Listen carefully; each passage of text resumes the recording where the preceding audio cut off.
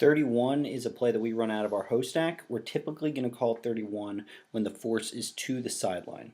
Again, the person picking up the disc here, a couple setup options. The person picking up the disc here is our trigger man. We'll have one, maybe two on the field at a time.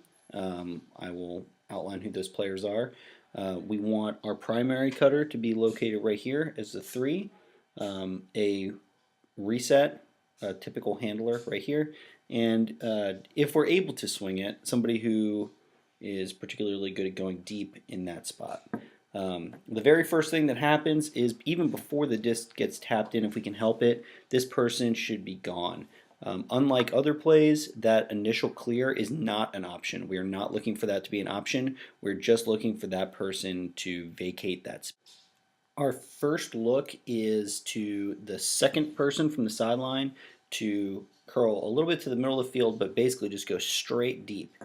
If we have that look, we should throw it. We should throw it every time. If we're able to just eat up a ton of yards, initiate our offense, and essentially get ourselves into the cash space right away, all those things are done by a completed huck. We don't necessarily have to bomb it to the end zone. We just want to make sure that we've thrown it out far enough for that person to make a play. As the second from that sideline continues their deep cut, the third, the person we want as our primary cutter, they use all that vacated space to hint that they might be they're going across but deep, so that if they get open deep, they can take off conceivably. But they're going to eventually peel back in, make an in cut into that lane. I want to make sure that we don't have any foot races, just straight across. You do want to set up that cut. Also, you want to make sure that you set up that cut well before you get into this portion of the field where the thrower is. Set up your cut in all this space before you arrive here. After we complete this pass to our primary cutter, we are going to transition. In fact, either way, we're going to transition into our fast break offense. The player who has gone deep, the player who has just received this pass, and the fourth cutter, the far cutter, are going to create our cash space. So we're going to immediately, if this pass gets completed, it's cash.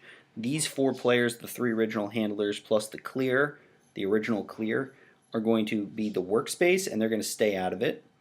The cash space, we will have these 3 players looking to ISO and score from there.